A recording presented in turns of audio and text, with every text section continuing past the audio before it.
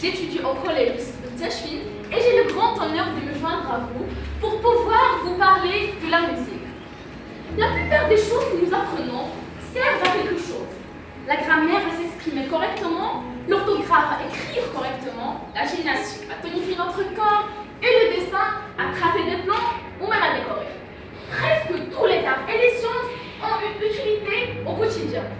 La question posée, est-ce qu'il est le même pour la musique? Les gens considèrent cette dernière comme perte de temps, puisqu'elle est la plus inutile des arts à pas pratiquant, alors qu'elle crée des ambiances et apaise les tensions, et on ne s'en sert pas pour agir. Bon, écoutez, je suis marocaine, mon amie française, mon voisin anglais, monsieur derrière chinois, la dame à côté de lui, japonaise. On est de pays, culture, religion et traditions totalement différentes. Mais ce qui nous rassemble, ce qui nous rend unis, c'est la langue universelle, le langage d'âme, la fleur des arts. Oui, mesdames et messieurs, c'est de Madame la musique que je parle.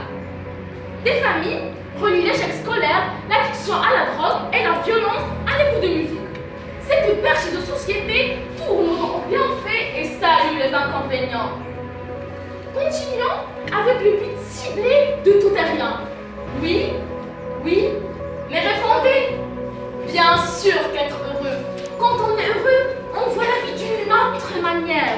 Rose, il s'agit donc d'un optimisme. Alors que l'augmentation d'optimisme, la réduction de la douleur et du stress, l'augmentation de la concentration en écoutant une musique classique, ainsi que l'élévation de la performance physique sont quelques bienfaits de cette merveille. Il fallait savoir que ce n'est pas de l'imperfection qu'il y a quelques gens des invités ont un problème de socialisation. Ils ne s'adaptent pas vite. Alors la musique est un excellent moyen pour se retrouver avec des gens qui partagent la même passion. Il vous aide à renforcer votre personnalité, rencontrer de nouvelles personnes, vous donner confiance en soi et vous donner un sentiment d'apparence. Je me souviens qu'il y a un an, j'étais une fille négligée, abandonnée et même ignorée, car j'étais trop timide. J'ai pu même pas parler aux autres. Et quand quelqu'un approche pour me parler, quand je dis approche, je dis le garçon, je cours vite en disant que j'ai mal au ventre. Imaginez que pendant une année, j'avais mal au ventre. C'est vraiment honteux. Alors un cousin m'a renseigné d'écouter de la musique pour seulement 30 minutes par jour. Et pendant un mois, j'ai pu sortir de mon coin, j'ai pu parler aux autres. C'est simple pour vous, mais c'était trop miraculeux pour moi. La musique a pu renforcer ma personnalité, me sortir du coin et me donner confiance en soi. Essayez et vous allez voir. C'est très impressionnant, très émouvant et trop époustouflant. Alors, la musique comme outil de guérison et de communication, elle a été reconnue dans les écrits d'Aristote, de Platon, de Pythagore et plusieurs autres philosophes. Un sage nommé Lotès a dit que quand il s'agit de ce qui est indescriptible, la musique vient en deuxième position après le silence. Un autre a dit que la musique douce nous aide à réfléchir à un problème. La musique forte nous aide à s'y échapper.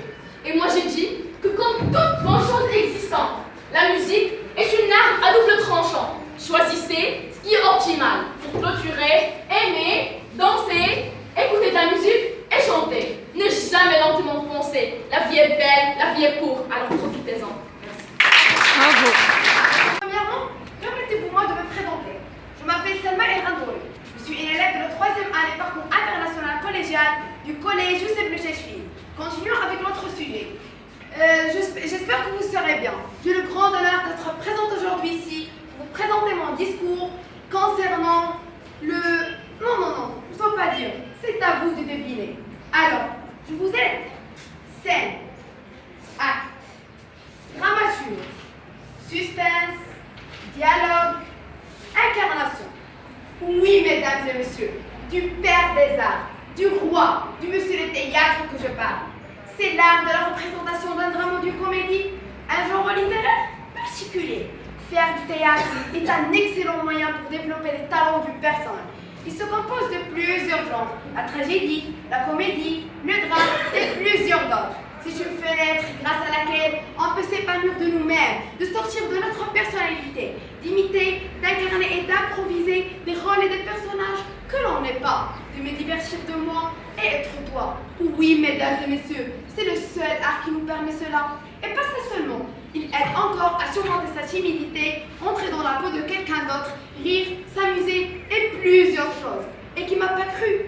Voilà, mesdames et messieurs, le meilleur exemple pour vous. Moi, j'étais discrète. Je n'avais pas de personnalité. Je n'avais pas la capacité à affronter les gens. Et voilà maintenant, grâce au théâtre, j'ai surmonté ma timidité, j'ai retrouvé confiance en soi et aussi il m'a aidé à renforcer ma personnalité. Essayez et vous allez voir, c'est miraculeux. Allez, cher public, imitez, incarnez, improvisez, riez et amusez-vous. Car le théâtre est un point d'optique. Tout ce qui existe et tout ce qui n'existe dans le monde, dans l'histoire, dans la vie, chez moi, chez vous madame, chez vous monsieur, tout doit et peut s'y réfléchir, mais sous la baguette magique de l'art.